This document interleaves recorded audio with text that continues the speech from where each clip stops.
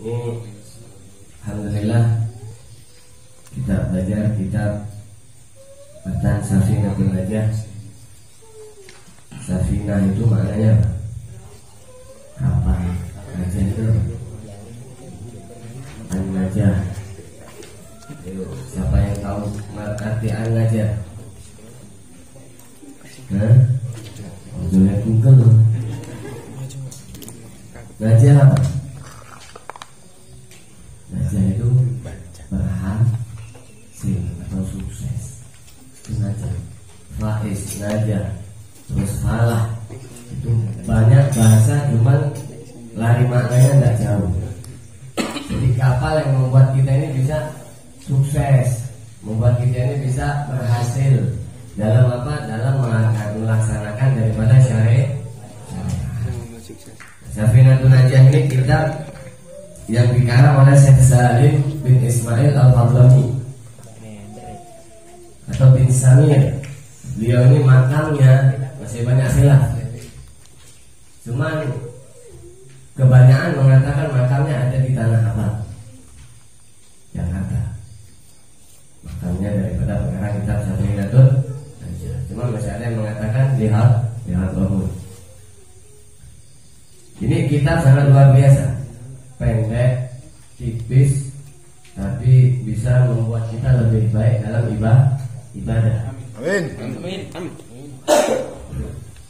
Bapak-bapak, ibu-ibu yang dimuliakan oleh Allah Subhanahu wa taala, di dalam Zubat itu dikatakan faqul man bi ghairi ilmin ya'malu amaluhu madrudatun la tuqbalu.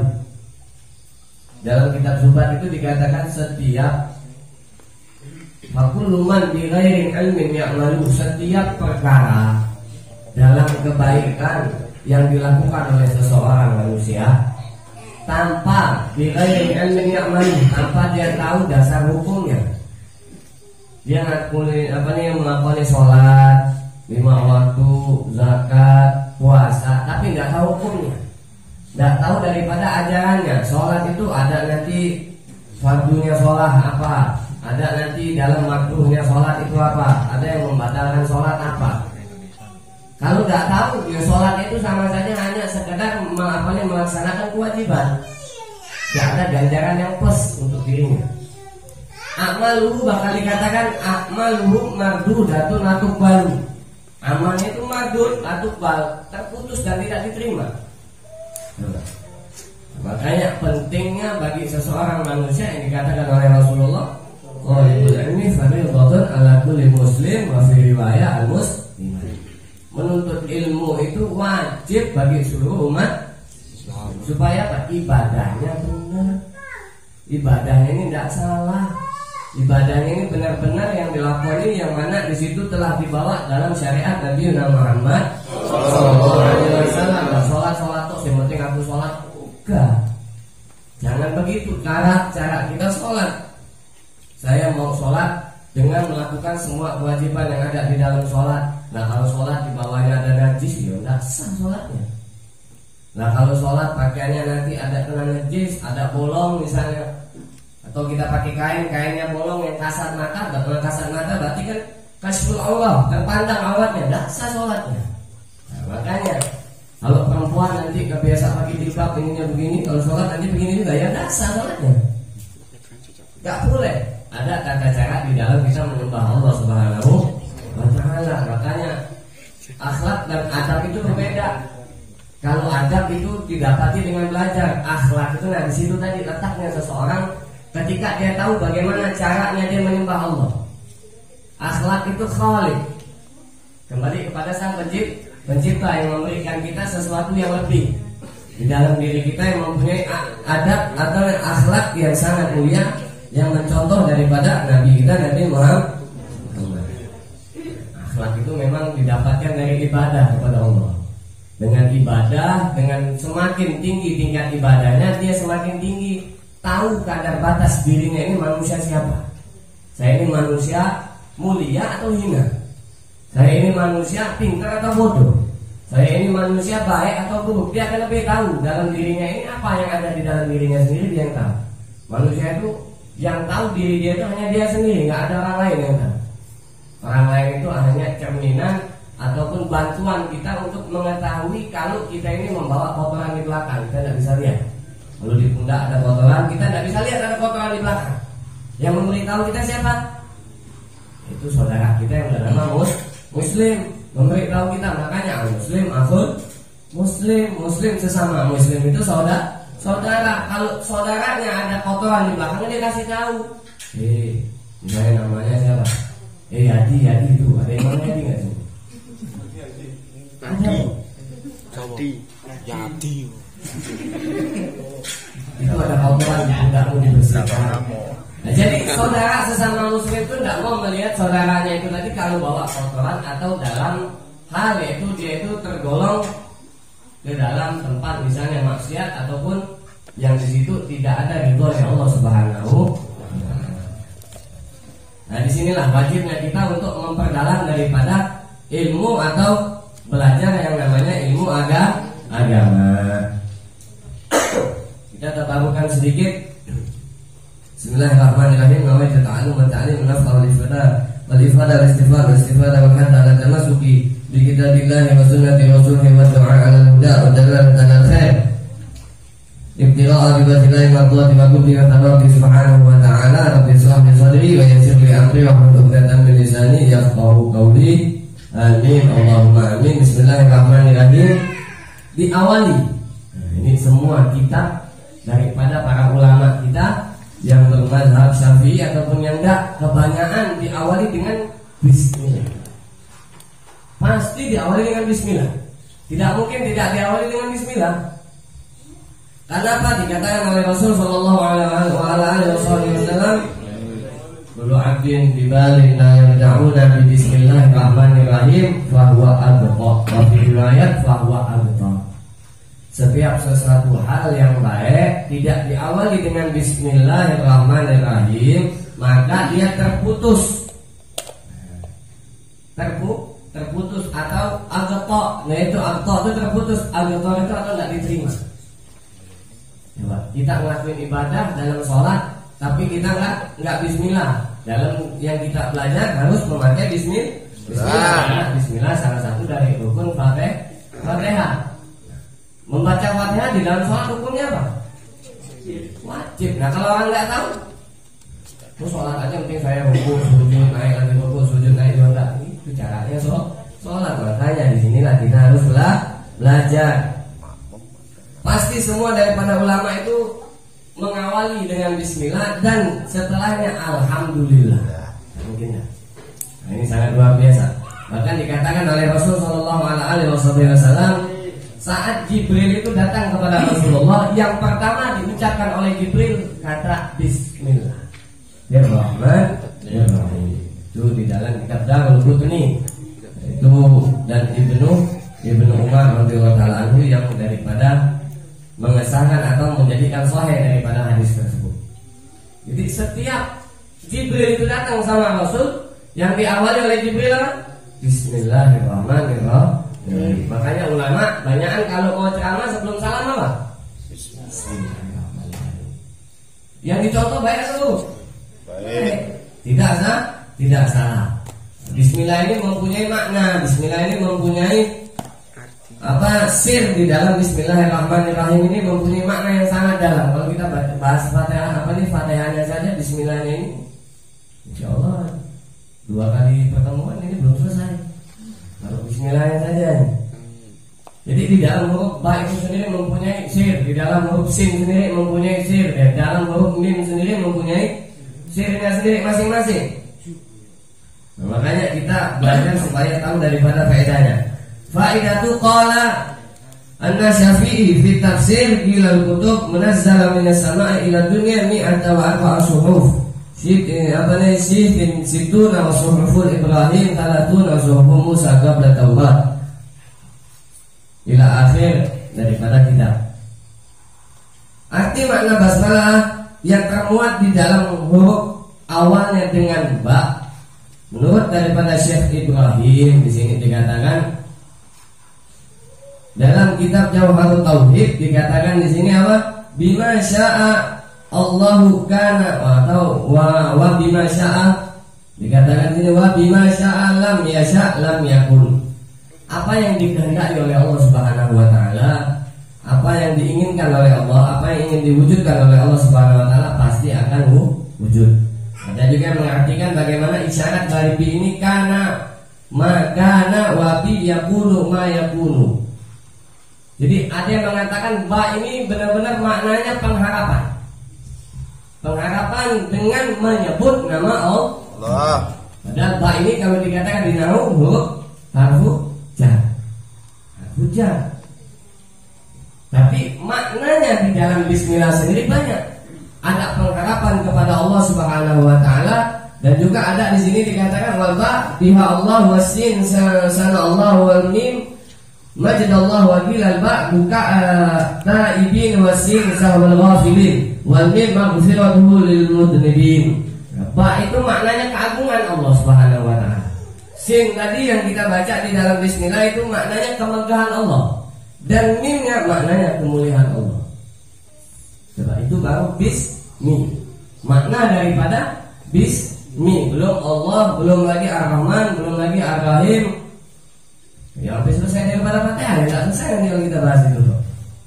Ada juga dikatakan ba itu buka untuk apa nih taibin, untuk tangisan orang-orang yang bertaubat kepada Allah.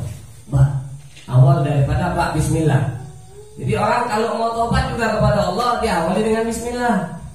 Taubat kepada Allah bismillahirrahmanirrahim. Ba itu sebagai taibin. Itu daripada tangisan orang yang ingin bertaubat kepada Allah. Daripada makna ba. Berarti orang yang membaca bismillahirrahmanirrahim benar-benar di dalam hatinya itu tidak mengagungkan selain daripada Allah. Kenapa? Dia tahu Allah Subhanahu wa taala hanya yang Maha Rahman dan Rahim. Sudah benar-benar mendalam di dalam dirinya. Kita ini kalau baca bismillah langsung aja bismillahirrahmanirrahim. Tanpa tidak tahu makna ataupun yang tersirat di dalam bismillah. Makna sin di sini adalah kealpaan untuk orang-orang yang lalai. Kealpaan kita ini orang yang selalu lalai. Baca bismillah biar ingatnya apa? Allah yang Maha Rahman, Allah yang Maha Rahim. Tidak ada selain daripada Allah Subhanahu wa taala. Tidak ada yang bisa memberikan kita kesempurnaan kasih sayang. Tidak ada. Kalau orang masa pacaran ngomong aku sayang sama kamu, tidak ada. Aku cinta sama kamu sampai nanti mati. Nanti di akhirat biar kita ketemu lagi. Tidak ada. Bullshit. Bullshit. Tidak ngomong kosong, tidak ada. Biasanya yang ngomong begitu orang yang jomblo. Oh iya, benar Pak. Biasanya kadang-kadang yang ngomong gitu jomblo, ada sesuatu hal di dalam hatinya ini. Dari sapi itu jadi makna sin di situ makna kealpaan seseorang yang lalai kepada Allah. Memang yang Maha Penyayang itu hanya Allah. Maha Penyayang itu hanya Allah. Manusia itu di akhirat saja nanti saling lupa loh. Anak sama ibu saja lupa. Istri sama bapaknya nanti lupa. Bapak sama istrinya nanti lupa. Semuanya lupa. Yauma yafirru mar'u min akhi wa ummihi wa abi wa sahibatihi wa bani likulli imri'in minhum yawma idzin sya'nun yughni. Lupa semua. Saya, mudah-mudahan kita sayanginya. Saya punya istri nanti. Kan di mana masa yang pada saat itu yang kita alami benar-benar ketakutan kepada Allah. Yang di dunia biasa lalai, yang di dunia biasa maksiat, pada masa itu dia akan takut.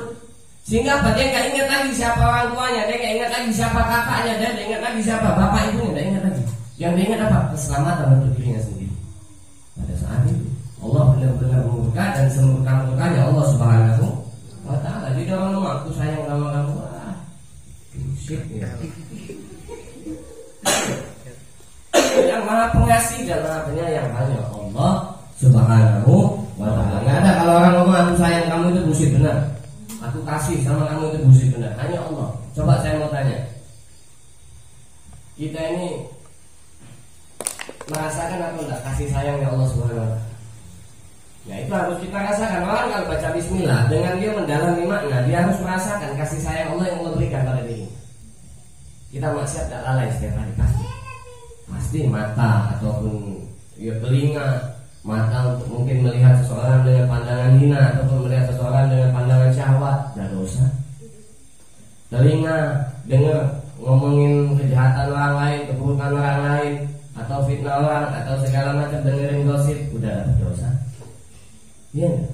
Mulut ngomongin orang dosa kita dalam sehari nggak bakal tinggal dosa. Manusia ini nggak bakal lepas dari yang namanya dosa dalam setiap hari. Makanya makna daripada iman apa? Ziyadatul ta'ah, ziyadatul ibadah. Dia akan meninggalkan daripada perbuatan maksiat itu sedikit-sedikit. Kalau kita belum meninggalkan perbuatan maksiat, berarti kita belum punya iman. Coba kita lihat dalam keseharian kita banyak maksiat atau banyak dosa atau banyak pahala? Banyak dosa atau pahala? Dosa. Satu dosa itu saja kalau ditimbang dengan banyaknya pahala, kalah pahala. Beratnya dosa. Nah kalau kira-kira di akhirat kebaikan kita ini ditimbang sama satu dosa saja bagaimana? Ada seseorang di zaman Nabi Allah Musa alaihissalam itu digelar sebagai abid, orang yang ahli sekali dalam ibadah. Abid, itu ditakkid lagi abid, orang ini benar-benar ahli ibadah. Sampai 400 tahun dikatakan orang ini tidak lepas dari ibadah. Sholat 5 waktu tepat di masjid berjamaah 400 tahun. Sodakohnya jalan, zakatnya iya, puasanya iya, Ramadan. Zaman dulu Ramadan ada, cuma belum ada namanya Ramadan. Puasa itu dari zaman dulu. Zaman dulu yang namanya puasa Ramadan itu sudah ada, cuma belum namanya Ramadan. Karena apa? Kutiba alal ladzina min qablikum, yang sebagaimana sudah ditetapkan kepada orang qablikum sebelum kalian. Itu kan turunnya kepada Nabi Muhammad. Berarti sebelum Nabi Muhammad itu sudah ada yang namanya puasa, tapi belum namanya Ramadan. Nah pada saat itu seorang yang abid, ahli dalam ibadah 400 tahun ibadahnya, gak pernah tinggal. Kita ini dalam umur saja 100 tahun sudah bersyukur sekali. Ada yang mau 70 di sini? Kok dengan begini? Saya kira tadi mau angkat tangan 70 tahun. Insya Allah Allah kita pada selalu dalam keadaan sehat. Amin. 400 tahun ibadah pada suatu masa, di masa puasa. Ya kalau masa kita namanya Ramadan, masa dulu belum ada namanya Ramadan. Seseorang yang abid ini berpapasan sama seseorang maksiat. Orang ahli maksiat. Pada siang hari, orang yang ahli maksiat ini tidak dalam keadaan puasa, tapi bahkan dalam keadaan mabuk. Akhirnya ketika berpapasan, seorang alim ini melihat daripada seseorang pemabuk ini di dalam hatinya apa? Mengecilkan ataupun menghina hamba-Nya Allah Subhanahu wa taala. Memandang dengan pandangan yang hina. Orang ini sudah enggak puasa, mabuk di siang hari, enggak ada malu segala macam, tapi dalam hati. Sebaliknya, orang yang maksiat ini di dalam hatinya merasa malu. Ya Allah, malu. Aku enggak berpuasa, aku mabuk, tapi di siang hari bertemu sama orang yang ahli ibadah. Malu. Mempunyai sin, dalam hatinya mempunyai rasa malu terhadap orang yang ahli ibadah, terhadap orang yang dekat dengan Allah Subhanahu wa ta'ala. Singkat cerita, ketika dua-duanya nyawanya diambil sama Allah, malaikat itu senang ketika menyambut ruh orang yang ahli ibadah. Senang malaikat diarak. Orang yang ahli ibadah ketika meninggal, ruhnya diarak sama malaikat. Tahu diarak? Bukan arak gunungan, bukan. Diarak ini kalau kampung Enten, diarak ruhnya sampai kepada surganya Allah Subhanahu wa ta'ala. Senang malaikat mau menyambut. Ketika malaikat senang mau menyambut, mau bawa daripada orang ahli ibadahnya ke surga, disetop sama Allah. Malaikat, kamu mau bawa kemana ini orang? Ya malaikat, ya Allah, ini orang yang ahli ibadah kepadamu, orang yang tidak pernah lepas menyembahmu ya Allah, selalu ibadah kepadamu, tepat waktu sholat, zakatnya bayarnya tepat waktu, puasanya tidak pernah tinggal, sedekahnya banyak, segala macam daripada amal soleh tidak pernah tinggal. Nah, ini ibrah dari makna ini, dari kisahnya. Malaikat saja tidak tahu apa yang ada di dalam hati manusia. Malaikat saja tidak tahu. Kata Allah, baik, masukkan dia ke dalam neraka. Kaget malaikat, ya Allah, dengan 400 tahun dia ini ibadah, kenapa engkau masukkan dia ke dalam neraka? Pada suatu masa dia pernah berpapasan dengan seorang hamba, kata Allah, di dalam hatinya tergelincir memandang hina daripada hamba. Malaikat tidak tahu apa yang ada di dalam hati manusia, hanya Allah Subhanahu wa ta'ala. Makanya pentingnya kita untuk menjaga hati. Cuma sebaliknya, orang yang ahli maksiat ini ketika punya satu amal yang luar biasa, anak merasa malu dipandang sama orang yang mempunyai kedekatan diri kepada Allah ketika dia sedang berbuat maksiat malu. Lihat, kita malu saja dipandang sama ulama, Allah Subhanahu wa taala dari malunya kita. Karena kita berbuat maksiat, malunya saja, apalagi taubatnya. Malunya dari seorang pemaksiat, Allah Subhanahu wa taala ampunkan seluruh dosanya, masukkan dia ke dalam surga. Ini baru malunya seorang pemaksiat ketika dipandang sama ulama, apalagi taubatnya seorang pemaksiat. Malunya saja. At-taibu minadz-dzambi kama la dzamba, kata Rasulullah. Orang taubat itu seperti orang yang tidak punya dosa. Cuman caranya taubat itu ada, tidak sembarangan taubat saja, enggak. Taubat nasuha itu ada caranya. Kalau dalam kitab Ihya Ulumuddin, dalam cara taubatan nasuha itu kalau orangnya tidak ada kaitan sama manusia, maksudnya apa? Enggak pernah membicarakan keburukan saudaranya, cara dia taubat nasuha tidak. Tapi kalau dia punya dosa sama manusia, membicarakan keburukan orang lain, taubat 4 plus untuk minta maaf sama orang itu. Nah, siapa yang pernah ngomongin orang? Pernah minta maaf tuh? Kalau belum pernah minta maaf, hati-hati. Nanti di akhirat amal kita nggak diterima sama Allah. Kenapa? Minta maafnya sama orang yang berkaitan, bukan sama Allah. Itulah salah satu besarnya dosanya orang yang menggibai saudaranya sendiri. Jadi, karena dosanya gibah, kata Imam Al-Ghazali dalam kitab Bidayatul Hidayah, itu lebih besar daripada zina. Dosa ngomongin orang itu lebih besar daripada zina. Kenapa? Kalau zina taubat nasuha, janji sama Allah tidak ngulangi, janji sama Allah akan benci dengan perbuatan tersebut, dan dia nangis di dalam taubatnya kepada Allah, benar-benar sungguh menginginkan daripada ampunan dari Allah, diterima sama Allah. Walaupun besok ulang lagi taubat begitu, diterima sama Allah. Tapi kalau urusannya sama manusia, taubatnya 4, kita maaf sama orang itu. Dulu siapa yang masa sekolahnya anak maling apa? Kita ini dulu kalau masa sekolah, masa kecil, beli gorengan 3 bayarkan, beli gorengan 4 bayar 3. Iya. Makan di kantin beli 3 bayar, makan 1 padahal makan 3. Jangan minta maaf dulu sama orang. Kalau belum minta maaf di akhirat nanti amal kita juga diambil sama dia. Untuk ganti daripada dosanya kita. Hati-hati. Makanya jangan pernah meremehkan dosa yang kecil. Hati-hati sekali, jangan pernah meremehkan hal yang kecil. Karena apa? Di dalam kitab Ta'lim, karena gunung saja terbuat dari batu kerikil. Gunung itu bisa menjadi besar, di bawahnya itu ada batu apa? Kerikil. Sedikit, kecil, lama-lama menjadi besar. Satu dosa kecil bisa menggugurkan daripada seluruh kebaikan kita. Hati-hati.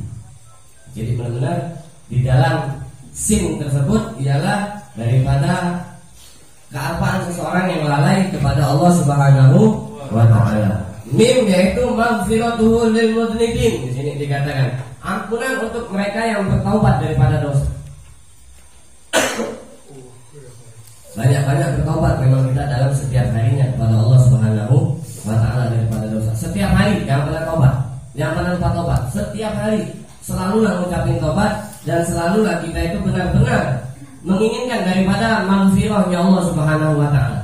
Karena dalam keseharian kita tidak akan lepas dari yang namanya dosa. Kita harus benar-benar banyak istighfar. Karena Rasulullah kata Rasulullah, tubu ilallah wastaghfiru fa inni atubu ilallah fil yawmi atamam. Taubatlah kalian kepada Allah, beristighfarlah kalian kepada Allah, kata Rasulullah. Ini fi'il amr, berarti perintah dari Rasulullah. Tub ilallah wastaghfiru, kata Rasulullah. Taubat kepada Allah, minta ampun kepada Allah. Fa inni atubu ilallah fil yawmi atamam.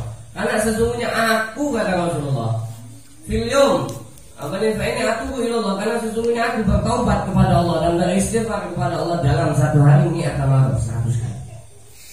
Ini Nabi maksum. Nabi itu orang yang tidak punya dosa. Nabi itu yang dijaga dari dosa. Tapi taubat sama Allah dalam sehari 100 kali. Kita orang yang selalu berhubungan dengan yang namanya dosa, selalu yang berkaitan dengan yang namanya dosa. Taubat belum sama Allah, minta ampun belum sama Allah. Waliyadzubillah kalau matinya dalam keadaan dosa. Karena benar-benar ditakutkan jangan sampai kita mati dalam keadaan berdosa. Benar-benar marilah dalam keseharian kita selalu meminta ampun banyak-banyak kepada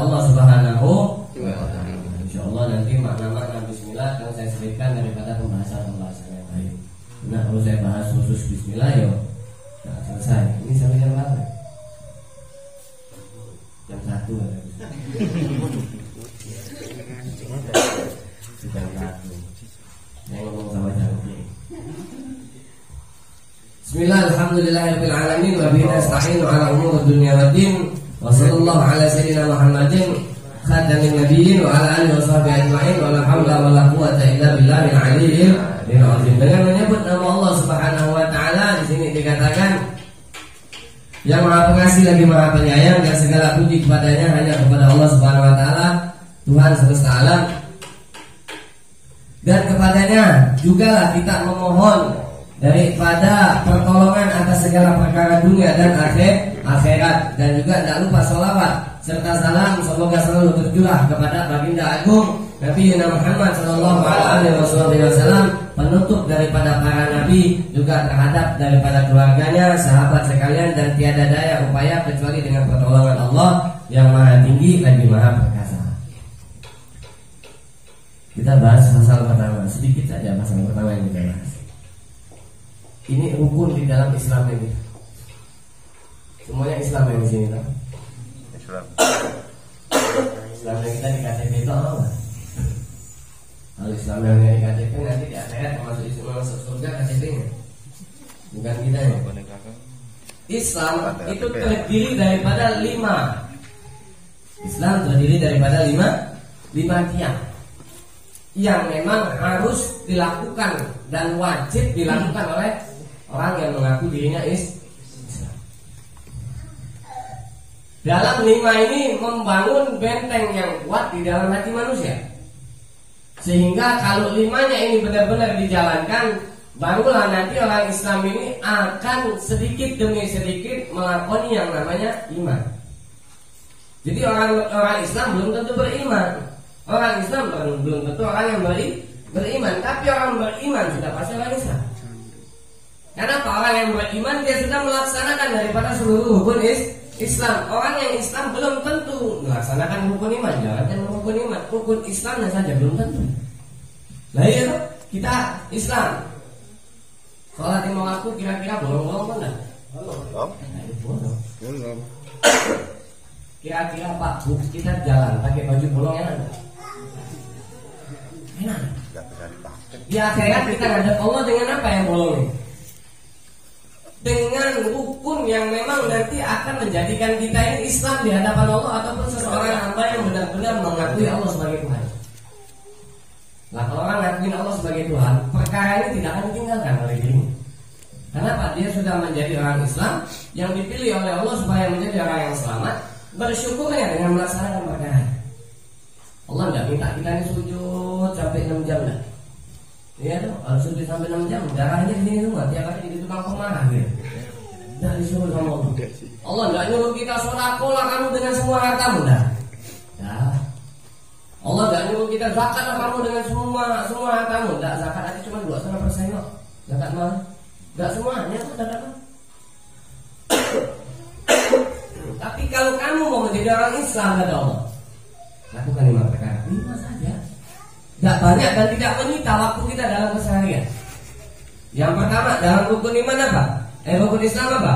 Syahadatu an la ilaha illallah wa asyhadu anna Muhammadar Rasulullah. Syahadah ini maknanya bukan menyaksikan. Ini ada banyak orang di luar sana dengan tidak tahu alirannya keinginan sendiri atau bagaimana, semua daripada Islam orang ini batal. Karena mereka tidak menyaksikan Allah. Nabi Musa melihat nurnya Allah, tak kuat. Kita siapa mau menyaksikan Allah? Nabi Musa melihat nurnya Allah, tak kuat. Begitu sunnah menjadi saksinya Nabi Musa. Jika Nabi Musa minta ingin bertemu kepada Allah, ditunjukkan sama Allah cahayanya, Allah tak kuat, pingsan. Bahkan sebagian daripada pengikut Nabi Allah Musa pada saat itu mati. Lihat nur, belum Allah. Lah kalau orang itu mengatakan semua daripada Islamnya kita batal karena kita nggak menyaksikan Allah, kita lebih besar daripada Nabi Musa. Yang sedangkan Nabi Musa sendiri itu tidak bisa melihat Allah, baru melihat cahaya pingsan. Nah ini yang harus kita ketahui dengan maknanya syahadah. Jadi bapak-bapak, ibu-ibu yang dimuliakan oleh Allah, jangan salah memaknai syahadah. Syahadah ini maknanya apa? I'tiqad. I'tiqad itu apa? Keyakinan. Keyakinan di dalam hati kita kepada Allah Subhanahu wa ta'ala. Orang kalau sudah punya keyakinan, dia tidak akan bisa digoyangkan. Orang kalau sudah punya pendirian yang kuat, keyakinan yang kuat di dalam hatinya nggak bisa digoyangkan. Mau dibayar uang, matanya nggak jadi itu. Kenapa? Saya sudah punya keyakinan kepada Allah. Allah yang maha memberi rezeki. Selesai. Satu saja. Yang dulu yang mana kita kenal salah satu walinya Allah di daerah Klaten apa Pandanaran gitu. Bukan, Sunan apa ya? Sunan Pandanaran apa siapa ya? Yang setiap diberikan yang setiap dia memberikan kepada orang lain, dia bilang apa? Ini dari Allah. Ini dari Allah. Ini dari Allah. Hakikatnya benar atau tidak? Benar, tapi kok dikatakan sesat sama orang? Yang mengatakan sesat berarti orang yang belum mengetahui maknanya makrifat. Nah itulah tadi luar biasanya makna syahadat. Ada hakikat, ada makrifat, ada nanti di dalam ketinggian makom seseorang itu ada musyahadat, ada muraqabah, banyak. Nah kita ini makanya masih bawah, merasa saja dalam hati ini punya keyakinan bahwa Allah sebagai Tuhan. Selesai.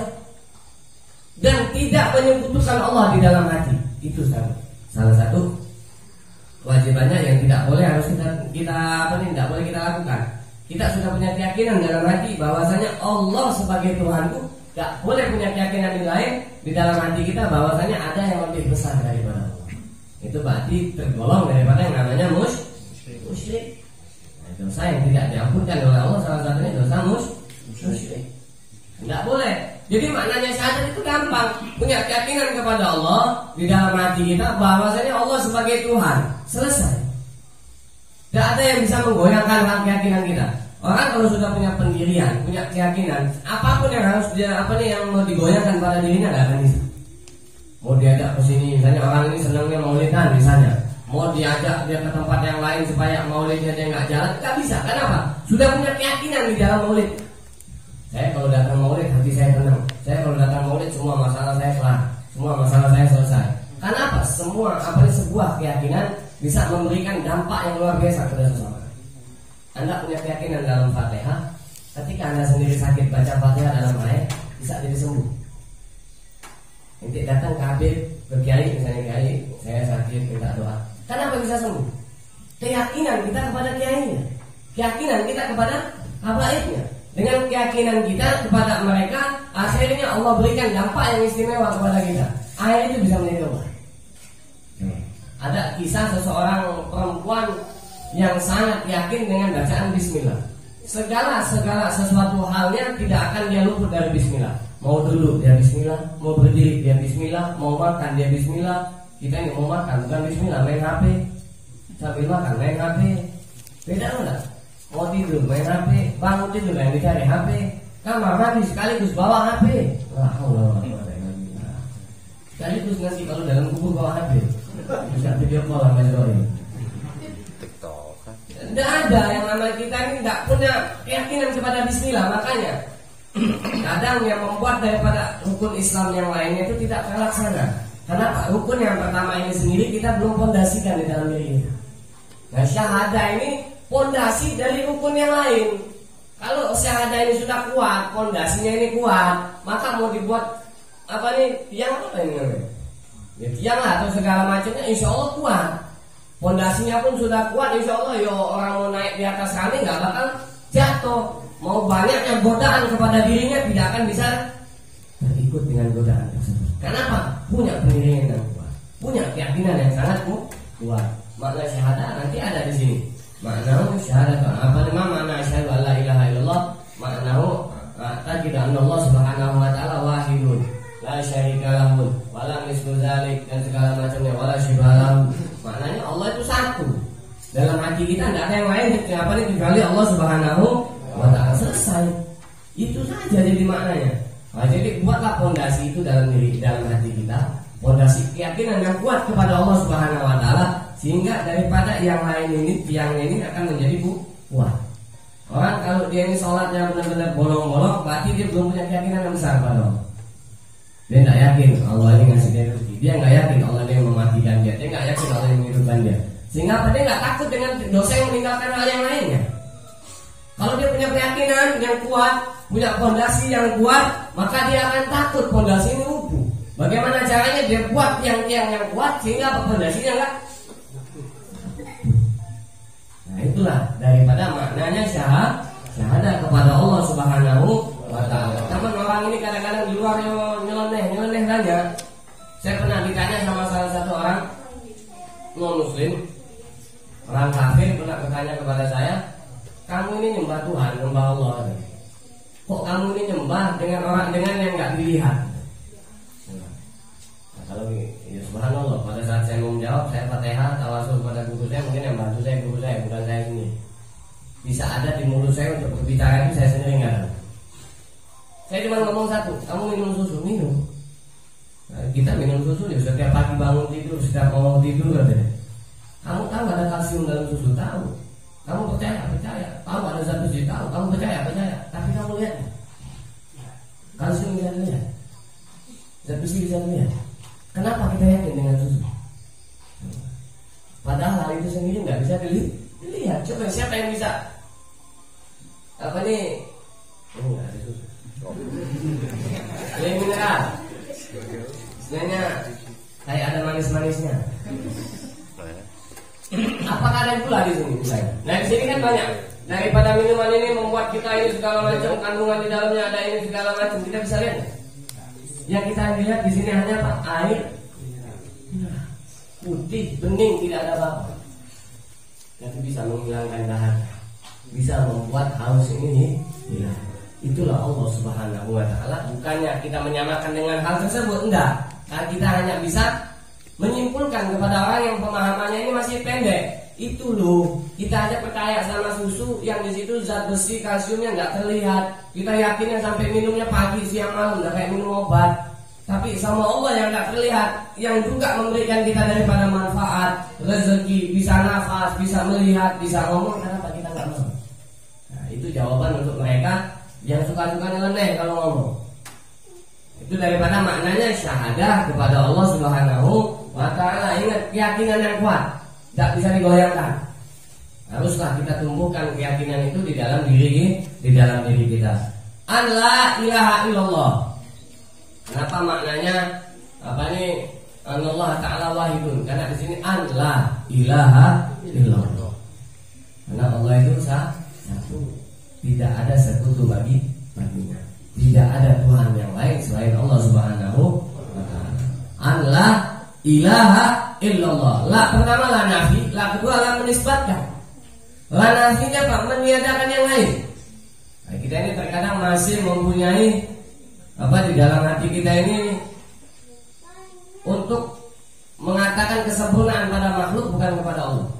Sehingga makanya terkadang syahadahnya kita ini tidak kuat. Keimanan apa nih, keislaman kita itu nggak kuat fondasinya. Karena apa? Masih pernah terkadang tergelincirnya kita di dalam hati ini untuk mengagungkan makhluk ketimbang Allah Subhanahu wa Ta'ala. Tak boleh mengagungkan makhluk. Yang diagungkan hanya Allah. Mencintai boleh. Nah itulah terkadang mengagung-agungkan makhluk, mengagung-agungkan seseorang, sehingga apa? Sama Allah kita nggak mengagungkan. Al-Imam Habib Abdullah bin Alwi Al-Haddad yang kita sering baca kitab Al-Haddad, itu kalau sholat baru takbir Allahu Akbar, letak dinding di depan dia. Dinding di depan dia itu letak. Kenapa? Sambungan kepada Allah itu sangat kuat. Alhamdulillah saya sendiri pernah menyaksikan, melihat daripada peninggalan letaknya dinding tersebut di Al-Hawi. Di Al-Hawi, tempat nama kota tinggalnya Habib Abdullah bin Alwi Al-Haddad. Itu letak dinding. Saksinya kekuatan seseorang hamba yang menyatu kepada Allah ketika sholat. Itu kenapa? Ketika ditanya, karena di situ Allahu Akbar, meniadakan kekuatan yang lain kecuali Allah, meniadakan kebesaran yang lain kecuali Allah. Yang lain hanya cium ada apa-apanya. Hanya Allah Subhanahu wa Ta'ala yang maha besar. Nah, kita ini salahnya kenapa?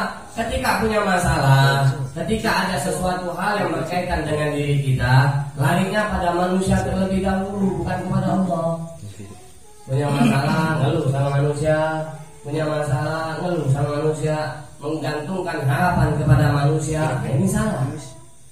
Nah, inilah terkadang belum sempurnanya fondasi daripada syahadatnya kita kepada Allah Subhanahu wa taala. Kalau orang bergantung pada manusia, siap-siap menerima daripada sakit. Ya. Tapi kalau bergantung kepada Allah, luar biasa. Allah itu paling tidak mau melihat hambanya ini sakit. Allah nggak mau melihat hambanya ini sedih. Allah nggak mau melihat hambanya ini nangis. Maka dikasihlah kita apa yang kita inginkan daripada Allah Subhanahu wa taala. Tapi sabar kuncinya. Nggak minta langsung dikasih itu nggak minta itu nanti wah udah ya Allah saya udah sholat, saya udah zakat, cuman kok nggak dikasih permintaan saya. Sholatnya sepiro, zakatnya sepiro. Coba. Zakat paling berapa, sholatnya juga masih bolong-bolong. Cuma minta yang permintaan kepada Allah pengen cepat. Nah ini kamu ini gimana? Coba Anda datang kepada manusia dengan dengan cara seperti itu. Tolonglah bantu saya udah baik sama kamu ini segala macam. Nggak pernah hina dulu kita. Kapan Allah menghinakan kita? Tidak. Ketika kita mengharap kepada Allah tidak ada penghinaan dari Allah. Tapi ketika mengharap kepada manusia, ingat yang pertama sakit, yang kedua ada penghinaan. Itulah luar biasanya ketika kita ini menggantungkan seluruhnya itu kepada Allah Subhanahu wa taala. Wa asyhadu anna Muhammadan Rasulullah sallallahu alaihi wasallam. Makna daripada yang kedua yaitu wa anna Muhammadan Rasulullah. Karena Nabi Muhammad sebagai utusan Allah, menerima segala macam yang sudah diberikan oleh Rasulullah, mencintai Rasulullah dan melakukan daripada sunnah-sunnahnya Rasul sallallahu alaihi wasallam. Menerima daripada maknanya di sini apa? Yakin dengan yang namanya Isra wal Mi'raj, yakin daripada dengan segala yang terjadi kepada Nabi Muhammad. Karena apa? Itu benar-benar mukjizat dari Allah Subhanahu wa taala. Enggak ada yang bisa dan tidak ada yang boleh untuk memalingkan keyakinan itu kepada Nabi Muhammad. Kenapa? Nabi Muhammad memang Nabi yang paling berbeda. Nabi Musa saja ketika melihat cahayanya Allah pingsan. Nabi Muhammad ketika Mi'raj, di dalam kitab kita ada yang menyebutkan dua. Satunya Nabi Muhammad berbicara sama Allah di balik dinding. Ada yang mengatakan juga ulama di dalam kitab tarikh itu Nabi Muhammad langsung berhadapan dengan Allah dan naik ke langit yang ketujuh. Jibril saja tidak sampai naik ke sana, tapi Nabi Muhammad bisa naik ke sana. Kalau dipikir dengan pikiran kita manusia yang sederhana ini, ya nggak bakal sampai. Kita nggak akan sampai. Makanya banyak orang yang terkadang tergelincir dengan memikirkan itu, sehingga hati-hati nggak meyakini, tidak mempunyai keyakinan atas mukjizat Nabi Muhammad, kufur hukumnya. Nah, hati-hati itu. Jadi sehingga dia wah nggak mungkin ini terjadi kepada Nabi Muhammad. Hei, orang kafir yang meneliti daripada kehebatan Nabi Muhammad masuk Islam. Kita Islam dijelaskan daripada kehebatan Nabi Muhammad, nggak yakin. Coba kan? Orang kafir itu astronot ketika mendengar dulu itu di dalam Al-Quran ada Nabi Muhammad membelah daripada bulan. Lah dia berangkat ke bulan itu memang benar-benar melihat belahan di bulan. Coba, luar biasa. Itu Nabi Muhammad ketika dipintai oleh orang zaman dulu kafir Quraisy dengan pintaan-pintaan yang sangat luar biasa, yang terakhir dipinta sama orang kafir Quraisy apa? Belah itu bulan. Dibelah sama Nabi Muhammad rembulan. Nabi memang mempunyai kelainan daripada nabi-nabi yang lain, dibelah sama Nabi Muhammad, tapi disatukan lagi bulan. Masih ada bekas belahan bulan tersebut. Sampai orang kafir tersebut, orang astronot tersebut memeluk agama Islam. Kita yang Islam lihat mendengar daripada kisah Nabi Muhammad, mukjizat Nabi Muhammad, tapi tidak punya keyakinan. Terkadang nggak meyakini hal tersebut. Nah, bagian bilang ini. Salah satunya apa? Al-Qur'anul Karim. Ketika kita meyakini Nabi sebagai Nabi kita, utusan Allah Subhanahu wa taala, Al-Qur'an itu sebagai mukjizat yang paling mulia, maka kita wajib membaca Al-Qur'an. Bulan puasa semangat sekali dah. Bulan puasa setiap malam habis tarawih tadarusan. Selesai puasa mana? Ngopi. Nah inilah salahnya. Berarti kita seperti diperbudak oleh Ramadan. Salah, cuma jadikan Ramadan jembatan kita untuk mendapatkan ibadah yang lebih kepada Allah. Kalau kita menjadikan diri kita sebagai budak di Ramadan, salah. Tapi ketika Ramadan itu tempat kita latihan untuk melakukan amal-amal soleh yang banyak. Ketika Ramadan itulah salah satu tanda orang ini mendapatkan Lailatul Qadar. Amal amalia kebaikan dia di bulan Ramadan tidak tinggal di bulan-bulan yang lain. Kalau kita masih tinggal dari baca Quran, masih tinggal dari sholat lail, masih tinggal daripada sholat witir. Nah, jadi kita Ramadan kemarin nggak ketemu sama Lailatul Qadar. Yo, yang laki-laki berarti ketemu sama Laila Majnun. Nggak ketemu Lailatul Qadar. Lailatul Qadar itu luar biasa. Khairun min alfi syahr, lebih baik daripada 1000 bulan. 1000 bulan itu kalau tidak salah 78 tahun. Ketemu Lailatul Qadar, kita dapat amal ibadah yang lebih baik daripada 1000 bulan. 78 tahun. Umur kita hanya mudah-mudahan yang sampai lah 78 lah. Pas 100 mudah-mudahan. Nah, tapi bagaimana setelah Ramadan ini? Amal-amalan yang kemarin pas di Ramadan jalanin lagi Honda. Wah, sholatnya hanya di bulan Ramadan. Setelah Ramadan sholatnya tidak lagi. Wah, baca Qurannya hanya Ramadan. Setelah Ramadan Qurannya ditaruh. Tidak, Allah ciptakan Al-Quran bukan hanya untuk menjadi penghias di dinding rumah Anda, tapi menjadi penghias di dalam diri Anda. Al-Quran itu penghias, pengindah di dalam diri kita. Kalau kita membaca Al-Quran, maka diri kita semakin menjadi indah. Seorang anak bu yang jenengan lakon suruh mereka membaca Al-Quran, Pak Bu, satu huruf di dalam Al-Quran menjadikan cahaya untuk orang lain. Satu cahaya yang diberikan Allah tersebut lebih terang daripada matahari. Makanya anak-anak kita diajarkan untuk baca Al-Quran, diajarkan untuk ngaji. Cuma zaman sekarang ini ustaz-ustaz yang ngajar ngaji ini tidak pernah kita muliakan. Hati-hati. Karena kata Rasulullah, khairukum man ta'allama al-Quran wa 'allamahu. Sebaik-baik daripada orang yang lain di antara kalian, kata Rasulullah, siapa? Orang yang belajar Al-Quran dan yang mengajarkannya. Orang yang mengajarkan Al-Quran itu adalah guru yang paling mulia. Jasa yang tak pernah bisa kita balas. Nah, orang ini orang mulia. Cuman zaman sekarang orang ngaji ngaji meja itu ngaji Quran jarang. Karena apa juga? Karena orang di masa sekarang ini canggih, baca Al-Quran pakai handphone. Hanya guru-guru sekarang ini nganggur, kesian. Handphone ini tidak mengajarkan jelas seperti para guru. Para guru itu kalau mengajarkan kita jeleknya, bacaannya begini, ini yang ini ketemu ini yang ini sini.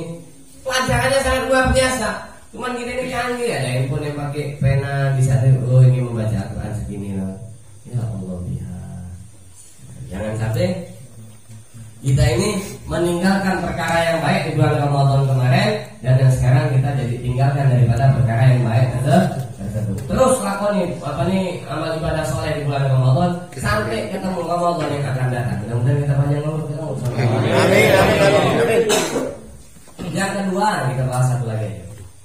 Karena tadi yang 10 sampai jam 10 masih punya 10 menit. Yang kedua wa iqamus shalah, mendirikan sholat. Ini yang sangat langkah zaman sekarang. Pemuda-pemuda, pemudi-pemudi zaman sekarang ini banyak jauh dari masjid. Banyak sekali. Ini mudah-mudahan pemuda-pemudi ini dekat sama masjid. Zaman dulu kenapa pemuda-pemuda itu mempunyai keberanian yang sangat kuat melawan daripada penjajah, mengangkat daripada bambu runcing, gak takut mati. Kenapa? Kehidupan mereka setiap hari di masjid. Zaman dulu seperti itu. Zaman dulu pemuda zaman dulu tidak pernah lepas tangannya daripada Al-Quranul Karim, baca Al-Quran dan segala macam. Zaman sekarang tidak pernah lepas. Maksudnya pemuda sekarang, pemudi sekarang tangannya daripada Oke, coba suruh misalnya ada penjajah lagi zaman sekarang, pemuda-pemudinya mana? Ada mungkin hilang dari mengusir penjajah. Kalau zaman dulu enggak. Zaman dulu itu pemuda-pemudinya di masjid, mereka menuntut ilmu, mereka membaca Al-Quran, orang tuanya di rumah bangun malam mendoakan mereka. Makanya keberanian di dalam dirinya itu sangat kuat sehingga bisa mengalahkan penjajah dengan muncing. Zaman sekarang pemuda coba disuruh untuk ngelakuin hal tersebut sama penjajah, wah mundur 1000 langkah belakang. Gaya jitle, angkat sendal mundur 1000 langkah. Nah ini yang sangat langka zaman sekarang. Pemuda tempatnya di masjid, walaupun kita tidak bisa ngaji, tetaplah belajar ngaji. Walaupun kita belum tahu lah istilahnya tadi dengan caranya sholat yang sempurna, tetaplah sholat. Sambil di sampingnya kita belajar. Dekatilah masjid, jangan jauh dari masjid. Jadilah primus, pria musola yang setiap hari kehidupannya di masjid, menghidupkan masjid sehingga masjid itu menjadi makmur. Masjid zaman sekarang bagus, gede-gede, tapi nggak ada orangnya di dalam. Makanya ngapain ada orang kena masjid, saya mau bangun masjid di samping rumah saya juga ada masjid, ngapain satu masjid yang nggak penuh? Bangun dua masjid, yang ada malah nanti nggak ada yang sholat misalnya. Nah, jadi pemuda-pemudi, Anda itu harapan yang akan datang. Nah, ini yang lain, yang tua ini, saya bukan pemuda lagi, saya udah punya anak dua. Amin. Yang tua ini, yang tua kayaknya anak dua. Yang tua ini sudah waktunya hanya mendoakan saja. Nah, pemuda Anda nanti akan memegang bangsa ini, Anda akan memimpin daripada negara ini. Kalau kita ini menjadi orang yang tidak tahu agama, kalau sudah kepemimpinan jauh dari agama, gimana nanti kita memimpin kampung kita? Mau hidupin kampung dengan maulid, mau hidupin kampung dengan kajian segala macam, kita sendiri nggak tahu agama. Mau hidupin masjid di kampung, akhirnya apa? Hancur daripada agamanya kita karena pemudanya sendiri tidak mau mengikuti daripada ajaran agama.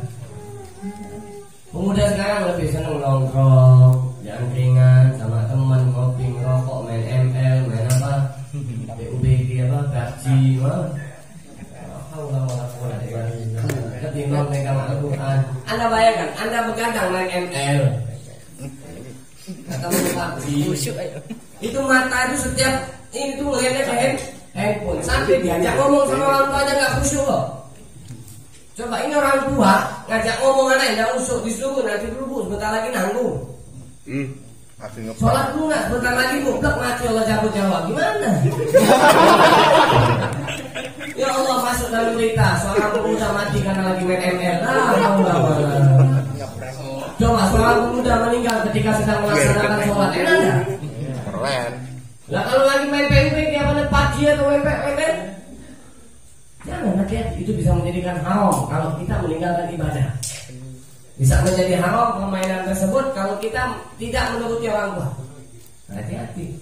Jadi boleh main sewajarnya saja, boleh main sewaktu yang bisa saja, jangan terlalu lama waktunya. Ini begadang dari malam sampai ke subuh main ML, subuhnya lewat tidur. Nah kacau.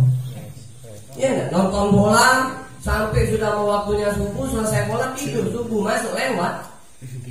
Kalau Allah cabut nyawanya kita, nggak bangun lagi dari tidur, matinya kita gimana? Astagfirullahaladzim, apa Astagfirullahaladzim? Akhir seseorang penentuan hidupnya. Akhirnya kita nanti dalam keadaan yang kita tidak baik, ya Astagfirullahaladzim. Belum sholat kok. Kenapa? Kata Imam Hasan Al-Basri di dalam endingnya beliau dikatakan, ayu syai'in ya'izzu 'alaika min dinik idza hammat 'alaika sholatu. Perkara apa dalam urusan agama, lihat dinik dalam urusan agama yang akan engkau banggakan di hadapan Allah. Idza hammat sholatu, apabila sholatmu ini tidak sempurna. Jadi perkara agama yang lain nggak bisa kita banggakan di hadapan Allah kalau satu ini nggak sempurna. Kita sering sholawatan, kita sering majelisan, kita sering ini, tapi sholatnya tidak sempurna, percuma. Kita sering ngaji, kita sering zakat, kita sering sholako, sholat yang nggak sah, apa nih sholat yang nggak baik, sholat yang nggak sempurna, bolong-bolong percuma. Ini yang menjadikan sajian yang baik di hadapan Allah. Kenapa? Kata Rasulullah SAW, awwalu ma yuhasabu yaumal qiyamah as-shalah. Perkara pertama yang dihisab dari kiamat, sholat. Kalau sholat baik, maka agak perkara agama yang lain nggak dihisab sama Allah, pasti baik. Karena sholat itu pondasi daripada amal ibadah yang lain. Sholat itu ibadah yang paling baik ketimbang yang lain. Kalau kita melaksanakan sholat, ibadah yang lain juga ngikut baik. Tapi kalau nggak melaksanakan sholat, bagaimana ibadah yang lain bisa baik? Jadi, ayo kita ramaikan masjid kita. Kalau nggak, yang penting sholat. Jangan dulu nggak sholat lah. Kalau misalnya susah untuk sholat 5 waktu di masjid, yang penting sholat lah. Jangan sampai tinggal yang namanya sholat. Karena dalam Al-Quran saja Allah katakan apa? Fawailul lil musallin. Neraka untuk yang sholat, bukan tidak sholat. Lil musallin tapi untuk pengerja sholat. Lil menunjukkan kepada musallinnya siapa? Orang yang melakukan sholat. fawailun, maka neraka wel lil musholin, kepada orang yang melakukan sholat. Orang sholat masuk neraka wel, ya Allah. Sholatnya tidak benar, sholatnya bolong-bolong, sholat zuhurnya di waktu asar, sholat asarnya di waktu isya, sholat isyanya habis subuh. Nah ini yang dapat neraka wel yang ini. Nah makanya perbaiki sholatnya kita. Karena apa? Sholat ini barometer ibadah yang lain, sehingga ibadah yang lain akan menjadi gampang. Kalau orang sering berbuat dosa, dia mau melakukan menghilangkan daripada dosanya satu kuncinya, sholatnya jangan tinggal. Kenapa? Kata Allah, inna sholata tanha anil fahsya'i wal munkar. Sholat itu mencegah, bukan menghilangkannya, bukan memberhentikan, tapi mencegah daripada perbuatan nahi dan mungkar. Kalau kita sholat, pelan-pelan perbuatan dosanya akan hilang, bukan hilang langsung, enggak. Karena di situ apa? Tanha, mencegah. Nah jadi kita mau lakuin hal yang lain, insya Allah karena sholat, males buat dosa aja, males. Lainnya apa? Lama-lama hilang. Kenapa? Sholatnya kita, baru nanti ibadah yang lain akan ngikut. Siapa orang yang mau meninggalkan daripada perbuatan maksiat ataupun bermain ML sampai malam, sholat. Malam juga lakuin sholat. Waktu saya nggak tidur, gimana mau sholat tahajud? Nggak apa-apa. Lah daripada anda begadang ibadah, lah mendingan sholat tahajud. Kalau tidur kayaknya saya bablas, ya nggak usah tidur, nggak apa-apa, sholat tahajud. Daripada anda nanti nggak tidur malah nggak ibadah. Main ML itu, wah kalau saya lihat orang main ML itu yang satu-satu sebelum dari kebun binatang itu keluar kok. Wah, bebek. Itu.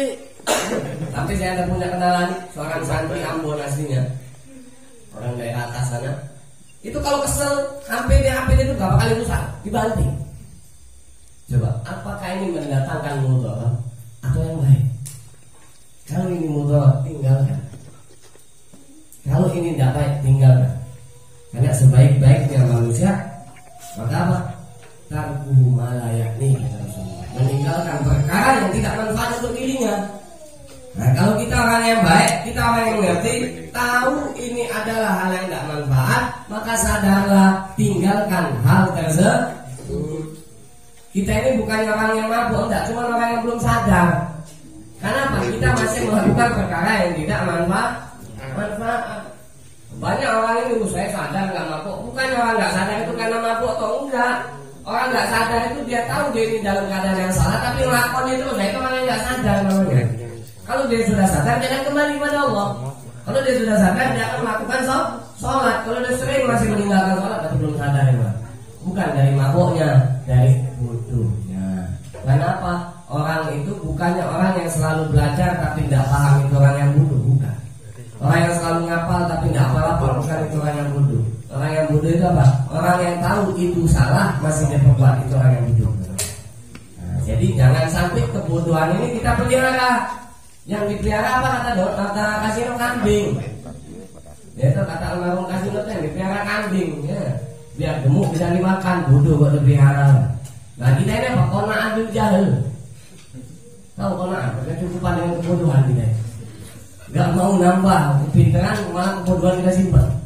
Nah itulah kita sebagai manusia kita sama seperti saya yang megang mic. Marilah pada malam hari ini, di awal daripada pembacaan maulid ini dan daripada kajian kitab Safinatul Najah ini, kita mempunyai azam, niat yang kuat, tekad yang kuat untuk memperbaiki diri kita menjadi orang yang lebih baik lagi. Menjadi ibadah kita menjadi yang lebih baik lagi. Amal soleh kita bertambah walaupun sedikit. Amin. Jauh daripada yang namanya perbuatan maksiat. Harus mempunyai azam, keinginan yang kuat sehingga apa hal ini bisa terlaksana. Mudah-mudahan Allah Subhanahu wa taala memberikan kemudahan kepada diri kita untuk melaksanakan daripada kewajiban-kewajiban kepada Allah Subhanahu wa taala dan mempermudah daripada diri kita untuk meninggalkan daripada perbuatan-perbuatan yang di situ tidak ada ridhonya dari Allah Subhanahu wa taala. Allahumma inna nas'aluka min ladzatil ma'siyah wa na'udzubika min min lazzati ta'ah wa na'udzubika min lazzatil ma'siyah. Itu doanya. Ya Allah, beri kami rezeki ataupun kemudahan untuk merasakan lezatnya daripada taat dan jauhkan kami daripada merasakan lezatnya yang namanya maksiat. Baca doa itu supaya apa? Kita dijauhkan dari yang namanya